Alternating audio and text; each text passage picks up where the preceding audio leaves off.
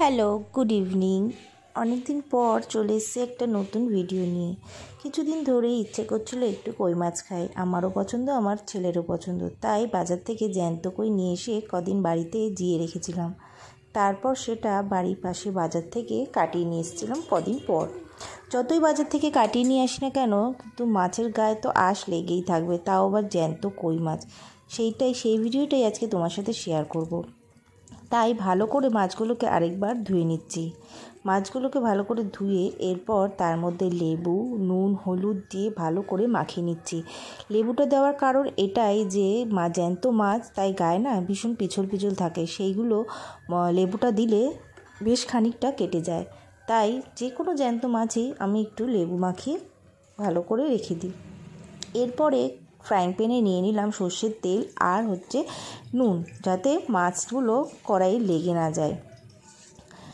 দেখো, এইভাবে মাছগুলোকে আমি এবার কড়াইয়ের মধ্যে টপাটপ দিয়ে দিচ্ছি ভাজার জন্য। বেশি কিন্তু ভাজবে না, সামান্য একবার করে ভেজেই আবার অন্যদিকে উল্টে দিতে হবে। দেখো মাছগুলো কীরকম বেঁকে গেছে জ্যান্ত বলে, তাতে আমার কি, আমার তো খেতে হবে, মাছগুলোকে ভাজতে হবে, ভাজতে তো আমাকে হবেই। তাই জন্য সবকটা মাছই আমি এইভাবে ভেজে ফেললাম।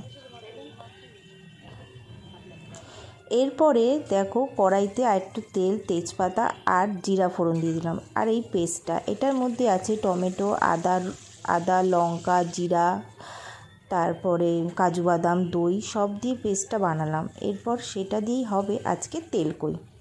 তারপর দিয়ে দিলাম শুকনো লঙ্কা, কাঁচা লঙ্কা আর কাশ্মীরি গুঁড়ো লঙ্কা। আরেকটুখানি কড়াইতে দিয়ে দিলাম দই। পেস্টের মধ্যে দিয়েছিলাম, তারপরে আরেকটুখানি দিয়ে দিলাম। যখন দেখবে এইভাবে মশলাটা কষে এসছে, তেল ছেড়ে যাচ্ছে, তখন দিয়ে দেবো ঘি।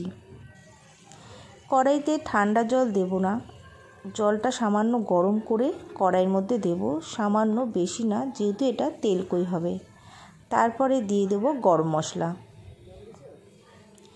এরপর ঝোলটাকে বেশ খানিকক্ষণ ফুটিয়ে নেব। ফুটিয়ে নিয়ে মাছগুলোকে এক এক করে কড়াইতে দিয়ে দেব।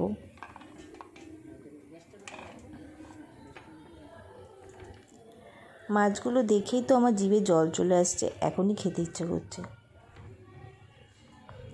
প্রত্যেক কটা মাছ এইভাবে কড়াইতে ভালো করে সাজিয়ে দিলাম।